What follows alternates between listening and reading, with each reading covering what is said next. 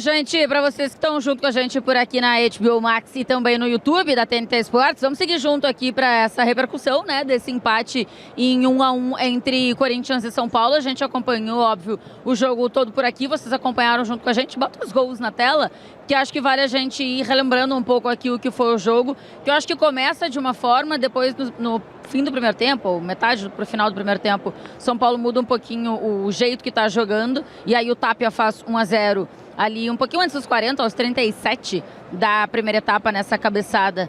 Aí a comemoração toda, obviamente, um São Paulo que começa uma temporada cheia de questionamentos, né, até fora de campo. E aí a gente vai ver o gol de empate do Corinthians, já na reta final do jogo, já nos minutos finais do segundo tempo, quando o Breno Bidon faz com a perna esquerda, ali recebe aí do Pedro Raul, que entrou no segundo tempo, faz o gol de empate, que dá 1 ponto ao Corinthians, também 1 ponto ao São Paulo. A gente precisa esperar os jogos que a gente ainda tem nessa terceira rodada do Campeonato Paulista para entender aí o que ia acontecer, enquanto o São Paulo estava vencendo e o Corinthians perdendo. Naturalmente, o São Paulo estava entrando entre os 8 primeiros. Nesse momento, o Corinthians entra com 1 pontinho, o São Paulo ainda fica fora, mas vamos entender porque ainda tem jogos para acontecer.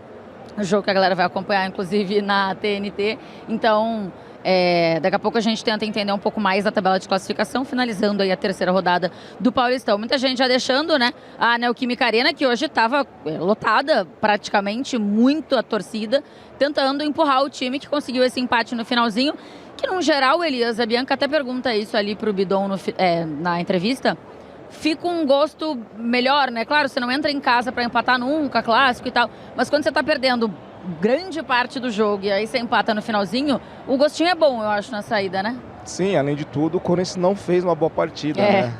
Criou algumas chances, né, no primeiro tempo, roubando bola, mas em termos de criação, o Corinthians foi muito abaixo. Mas conseguiu fazer um gol ali com o Bidon. Eu estava pedindo para ele, né, na transmissão, falando que ele tem que ser esse cara que infiltra, que rompe linhas. E na primeira que ele rompeu, a bola saiu, na segunda ele fez o gol. É isso, acho que o Beckler falava também muito, né, de um Bidon participativo e tal, e acho que ele, quando consegue fazer isso, muda um pouquinho no que o jogo estava se desenhando. E aí ele fala até, quando ele fala na entrevista aqui no fim, eu mexo a cabeça, óbvio, ninguém estava assistindo em casa, mas eu mexo a cabeça assim, porque ele fala, a gente criou muitas oportunidades, marromeno, né, o Elias, não criou exatamente muitas oportunidades. As oportunidades que o Corinthians teve foi através da roubada de bola no ataque. Né, roubou bastante bola, pressionou o São Paulo, principalmente no primeiro tempo, e teve as melhores oportunidades assim. Mas, em termos de criação, em termos de chegada, de cruzamento, de uma bola enfiada, o Corinthians foi abaixo. E aí acho que o jogo parece que começa de um jeito, a gente falou um pouco isso durante a transmissão, até 10, 20 minutos até, era um Corinthians que tentava mais, que tentou até fazer uma pressãozinha, né, bem no início do jogo, e aí depois acaba perdendo um pouco isso, eu acho, durante o primeiro tempo. E aí já quero colocar vocês que estão na cabine, meninos, André, Ilcinho e Beckler, pra gente entender um pouquinho, assim, por onde passou a mudança de rota quase do jogo, né, que parecia se desenhar um pouquinho para um lado. Acho que depois da parada técnica, a Monique até fala um pouco sobre isso, né, o papo que o Crespo teve com os caras e tal. A partir dali, quem sabe, muda um pouquinho, porque aí acho que o jogo mudou de história e não consigo nem dizer time X, ou Corinthians, ou São Paulo, teve domínio do jogo por tanto tempo. Não me parece que teve muito isso, né? Não, eu não acho que alguém tenha tido domínio claro do jogo. Acho que o Corinthians teve, por exemplo, mais iniciativa. São Paulo, quando teve posse de bola, foi bem menos de criação do que o Corinthians. O Corinthians finalizou 3 vezes mais do que o São Paulo, são 18 chutes a 6. Então, assim, por um lado, o Corinthians teve mais a iniciativa, mas por outro, foi bem isso que o Elias falou. As chegadas do Corinthians foram de bolas recuperadas. O Corinthians não conseguiu criar, e não é que o São Paulo marcou demais. Eu acho que o Corinthians erra na estratégia dele de jogar. Não pode um jogo que você vai jogar na sua casa, que o rival vai estar boa parte do jogo na defesa, que a bola vai mais pro André do que pro Bidon. É o que eu cobrava durante o jogo. O Bidon não pode ser o 4º jogador do primeiro tempo que menos toca na bola. Tá errado o Bidon? Tem culpa o Breno Bidon? Parte sim, porque eu acho que ele pode em algum momento se rebelar, como ele fez no final do jogo. Ele foi um Bidon rebelde, que estava jogando um jogo só dele, não um jogo de posição que o Corinthians jogar. Mas eu acho que existe uma estratégia ruim do Corinthians de não procurar o seu melhor jogador, o que mais acha espaços, para achar espaços. Procure outros e não ele. E do lado do São Paulo, quando tentava sair jogando, saía pessimamente mal. As boas do Corinthians eram ali. E começa a melhorar alguma coisinha o São Paulo, mas é uma coisinha porque é o gol e uma jogada de bola parada só de finalização no jogo. Quando começa a ter bola longa do Rafael pro Lucas, ele ganha uma primeira bola em cima do Mateuzinho quase todas e a partir daí a segunda bola pro São Paulo. É um jogo muito rudimentar do São Paulo. Acho que por isso que o jogo foi ruim e por isso que não teve um domínio muito claro. A gente até poderia falar, mas foi o jogo das defesas. Se os ataques tivessem ido muito bem e as defesas tivessem suportado, sim. Mas eu acho que nem foi o caso. O São Paulo tem que resolver essa saída de bola, né? O São Paulo teve problemas hoje. Teve, muitos. O São Paulo ele não consegue marcar o Corinthians desde o começo do jogo. Acho que foi um volume muito intenso do Corinthians, que não aproveitou as oportunidades. E o São Paulo, no primeiro momento, em algum momento, mantém uma posse de bola defensiva, que é aquela posse de bola que parece despretensiosa, mas esperando a melhor opção. Mas no segundo tempo, o Corinthians acerta a marcação do São Paulo, não deixa mais o São Paulo manter a posse de bola. E, por sua vez, o São Paulo não acerta a marcação e continua cometendo os mesmos erros nas mesmas brechas e sofre o gol no final. Eu até queria usar Ilcinho e Elias especificamente para isso que o Beckler falou agora há pouco em relação ao Bidon. Dele ter um pouco da parte do Bidon, um pouco da parte do Corinthians. E aí, bom, da parte do Corinthians tem um trabalho de comissão técnica e tal, naturalmente, para fazer provavelmente o Bidon pegar mais na bola durante a temporada. Mas queria ouvir do Elias e do Ilcinho, que são jogadores. Em algum momento, quando vocês estavam dentro do campo e o treinador pedia uma coisa, desenhava uma coisa para o jogo, mas vocês viam que não estava exatamente acontecendo daquela forma. Tinha um pouco da indisciplina, muito entre aspas, aqui, de entender o jogo dentro do campo e mudar um pouco ali para conseguir participar um pouco mais do jogo, Elias? Não, sim, eu era rebelde, eu fazia isso sempre, né? Eu enxergava uma brecha, eu começava a ocupar aquele espaço, né?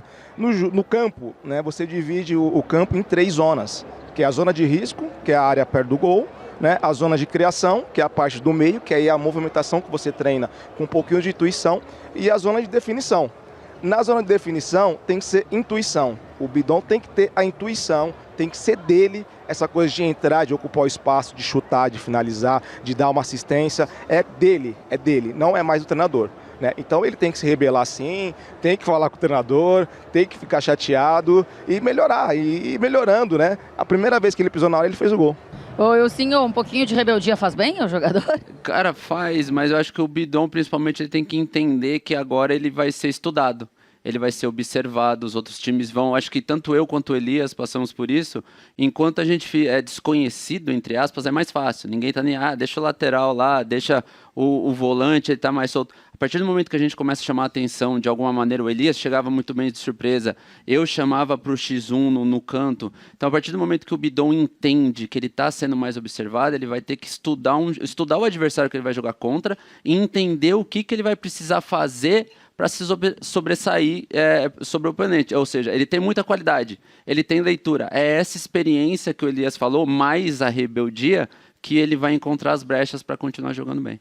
E Tainá, é só assim, para não ficar parecendo, né, que é rebeldia e tem que fazer um escândalo no campo. Não, porque é rebeldia muito entre aspas. Isso. Calma. Tem um atrevimento ali, né? De fazer um negócio diferente do que tá pedido e tal, pra poder aparecer mais. Às vezes a gente faz na transmissão também um pouco, né? Faz. O coordenador manda uma coisa, a gente faz outra.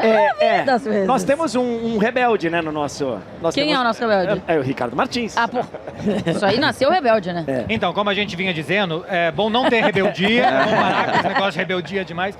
Eu ainda acho que o maior culpado do Bidon participar pouco é o Dorival. Se o Corinthians vai jogar muito pela esquerda, porque joga muito com o Bidu por ali, quem tá do lado do Bidu, quem tá por ali, não pode ser o André. Porque o André é um cara de projeção, de uma galopada de 1,30 m a cada passo que ele dá, ele ganha de campo. Mas para armar o jogo por ali, tem que ser o cara de melhor passe. Então você tem que deixar perto da bola quem melhor toca na bola. Eu não tô com os números aqui agora, mas tinha um momento do jogo que o André tinha quase o dobro de toques na bola do que o Bidon. Sim. Isso é um problema porque o Bidon é disciplinado, o técnico arma as peças de acordo com onde ela acha que o jogo deve ir, só que aí eu acho que o erro é o jogo não passar por ele. O jogo tem que passar pelo Bidon. Mas fazendo um pouquinho advogado do Bidon aqui, também para ajudar o menino, assim, eu acho que o Corinthians ainda não teve nenhum time que espelhou o mesmo esquema. Quando você espelha, você tem um cara no mano a mano com você o tempo inteiro. E hoje o São Paulo fez isso. O São Paulo deixou um marcador, um cara pelo menos próximo a ele. E toda vez que ele vinha flutuando, a bola vinha flutuando pro lado dele, a marcação já estava próxima. Então eu acho acho que cabe ao Bidon agora entender com quem ele está jogando, qual a estratégia do adversário, para ele poder ter essa rebeldia que a gente falava e movimentar para o lado oposto, para a ponta direita, dar um passo mais para trás. Então ele vai ter que começar a entender que ele já está chamando a atenção demais. Ô, Careca, queria te ouvir um pouquinho em relação à narração do Bidon. Você sabe que eu e a Bianca, a gente estava muito próximo aqui na hora que aconteceu o gol dele. E daí, gol do Bidon. Aí a Bianca me olha e fala assim, menina, a história que a gente falou na semana passada do Bidon querer que o André narrasse um gol dele, não sei o quê. E ficam as duas, assim, arrepiadas nesse sentido, né, de tipo... Que grandes histórias que o futebol nos reserva e que reserva, obviamente, a você, a Bidon, enfim. As meninas estão lá na zona mista, vamos ver se a gente consegue fazer o Bidon já ouvir o seu gol. Mas acho que para você também deve ser especial isso, né? Claro, porque assim, a gente nem sabe, né, o que acontece, a gente vai trabalhando, e tem uma molecada aí que sonha em ter um gol narrado, fazer um gol nem se fala, mas achei interessante, né, dele me procurar. A gente estava lá no Jardim das Perdizes, e com um grande amigo querido que mora lá, meu amigo Mauro Iaié, grande corintiano, e aí apareceu lá o Bidon e falou, olha aqui, ô tio, você vai narrar um gol meu. Quem é você, meu garoto? Eu sou o Breno Bidon, jogo no sub-15 ou 17 do Corinthians, na época. E eu falei, tá bom, eu vou te acompanhar. E aí, cara, o moleque vai e faz o gol mesmo. Então, pô, que bacana, que bacana. Agora aposta e me marca de collab, né?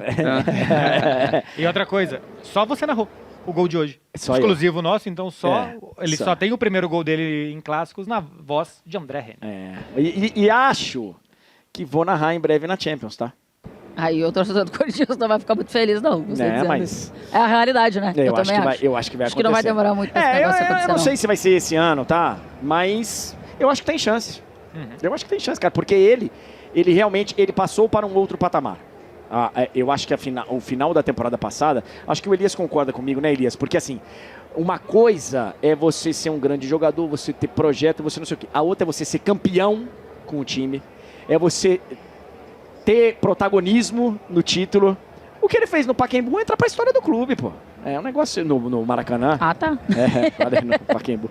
No Maracanã, então assim, e aí o olhar ele já é diferente, o olhar dos outros clubes. Ele já, evidentemente, deve ser acompanhado pelos clubes ingleses e europeus há muito tempo, mas quando ele dá ele foi para um outro patamar aí, para um outro estágio.